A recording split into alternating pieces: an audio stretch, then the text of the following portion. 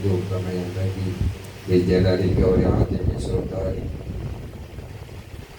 سبحانك لا نحصي ثناء عليك أنت كما أثنيت على نفسك ولك الحمد أنت ترد ولك الحمد إذا رضيت وبعد رضا صلى وسلم على سيدنا محمد والجد وسيد شارب شيخ الأسماء والصفات وعلى آله وصحبه وسلم سبحانك لا علم لنا إلا ما علمتنا إنك أنت العليم الحكيم لا حول ولا قوة إلا بالله العلي رب اشرح لي صدري ويسر لي أمري واحلل عقدة من لساني يفقهوا قولي آمين.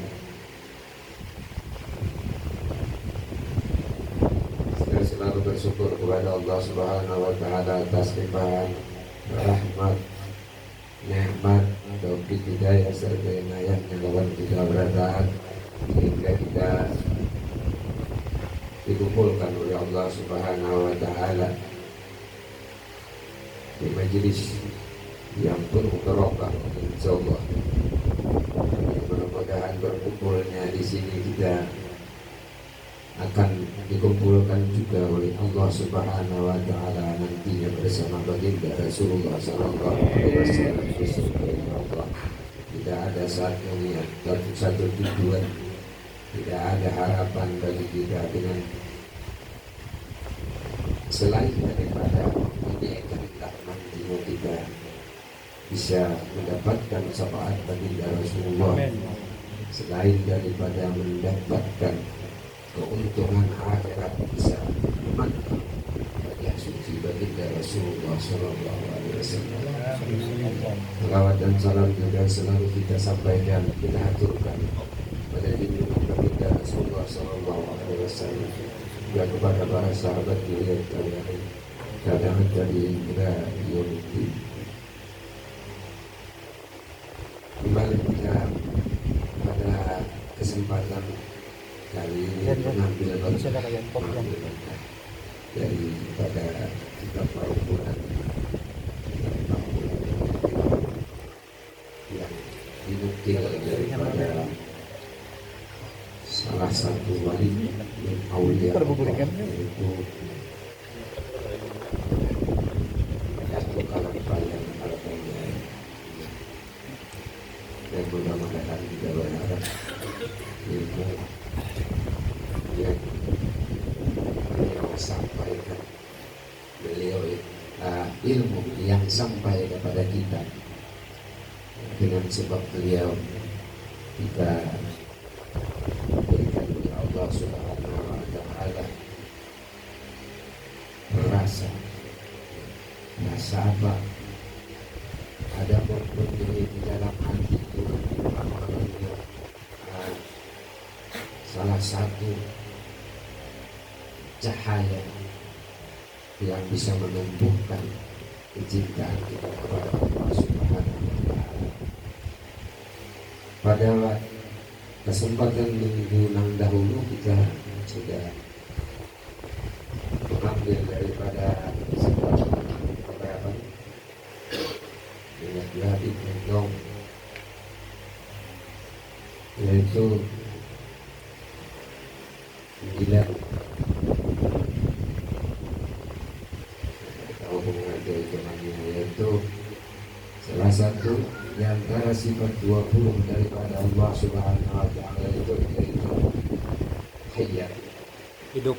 Sudah kami dari hayat sudah, tapi kita kada tahu, kada mengimplementasikannya lagi. Implementasi itu bahasa India itu, bahasa kita itu artinya meresapkan, mengambil faedah atau pengertian dengan apa yang dimaksud daripada sifat hayat bagi Allah Subhanahu wa Ta'ala, yang tentunya Allah Subhanahu wa Ta'ala itu punya sifat kekal di dalam hidupnya.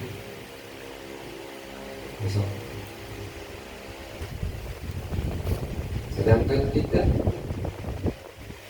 ini daripada kadada kemudian hidup kemudian kadada lagi, dan dihidupkan oleh Allah Subhanahu wa Ta'ala kembali.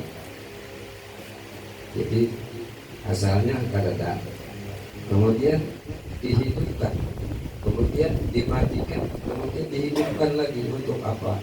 Untuk mempertanggungjawabkan apa-apa yang telah diamanahkan oleh Allah Subhanahu wa taala, karena kita sudah diberi atau dikehendaki oleh Allah Subhanahu wa taala untuk hidup di dunia. Apa sebenarnya yang dikehendaki oleh Allah Subhanahu wa taala atas kehidupan kita ini? Allah Subhanahu wa taala memberikan lawan kita amanah. Apa amanah? Yang apa namanya? Yang dipikul atau yang dibebankan oleh Allah Subhanahu wa taala lawan kita di dalam kehidupan ini. Apa? Hanya dua aja. Jadi Allah Subhanahu wa taala, ketika Allah Subhanahu wa taala memberikan amanah pada gunung, pada langit, pada bumi, maka mereka menolak. Hanya manusia lah, insan lah yang menerima. Sesungguhnya manusia itu tidak keadaan jauh atau menganiaya dirinya. Apa amanah yang dibebankan oleh Allah Subhanahu wa taala pada manusia yang sudah diberinya kehidupan, yaitu satu aja, yaitu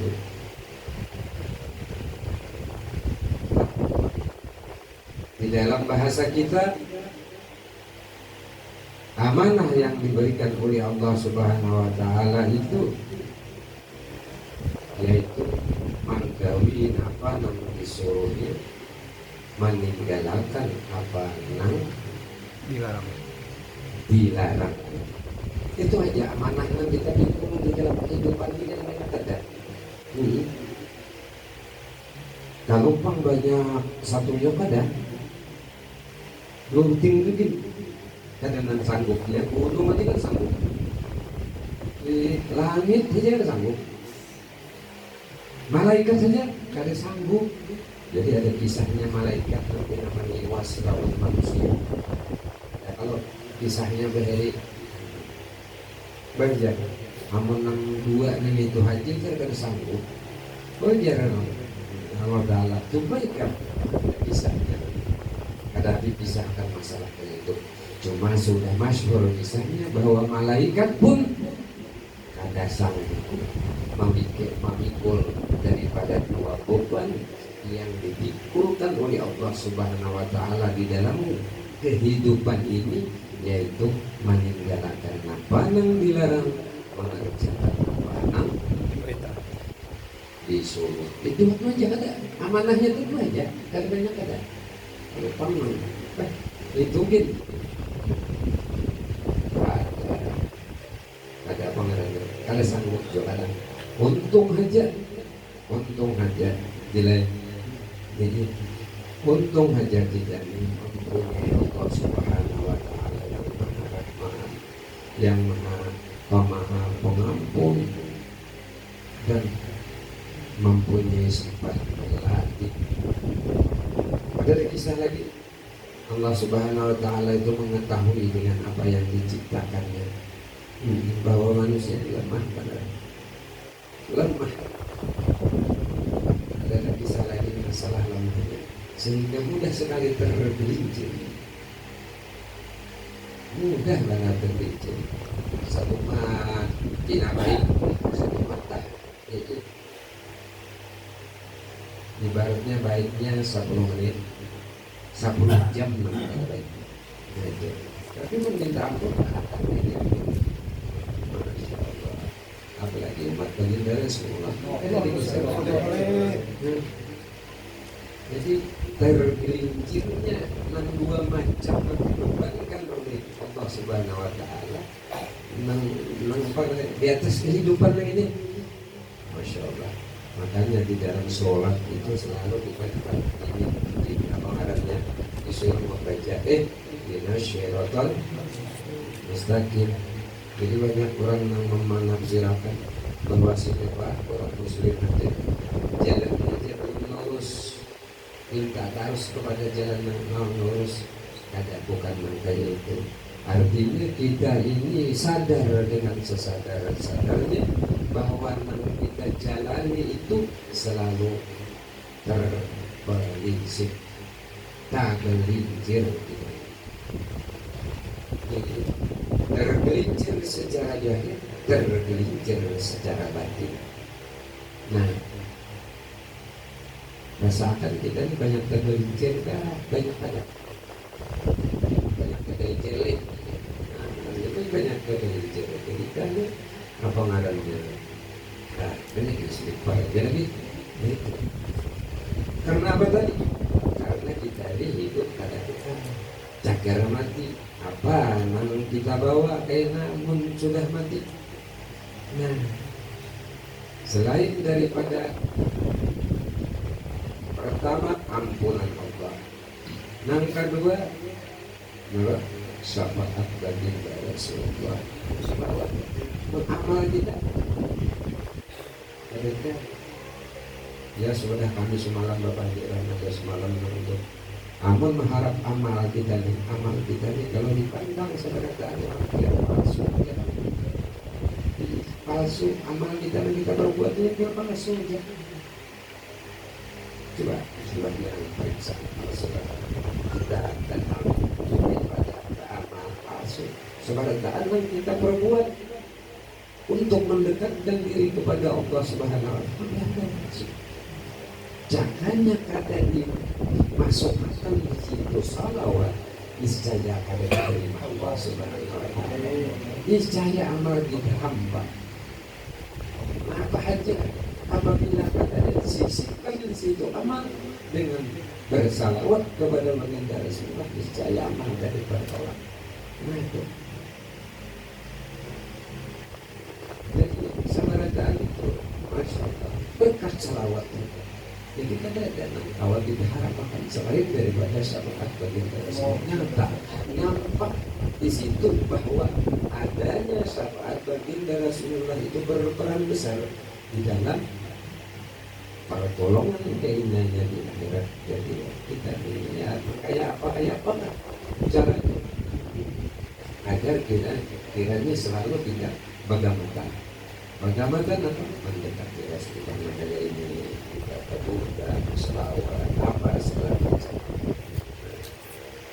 Jadi jangan sampai apa ujar Sayyidina Ali pernah menyampaikan bahwa apa ujar Sayyidina Ali bahwa manusia ini berdatang keguringan manusia itu. Manusia itu berdasarkan hampir keguringan mereka. Kapan dia bangun daripada tidurnya? Tatkala dia sudah berada di dalam liang kubur. Jadi tatkala manusia itu sudah berada di dalam liang kubur, manusia itu sadar bahwa inilah kehidupan sebenarnya. Bahwa inilah perjalanan yang sangat panjang. Inilah sebenarnya apa-apa yang akan aku rasakan. Sadar. Jadi, sini pada kita di dalam kubur hanya sedikit kita bangunan dulu. Jangan sampai baru kita bangun dulu. Jam kubur itu kalau sudah bangun kan ada tangan cepat ya.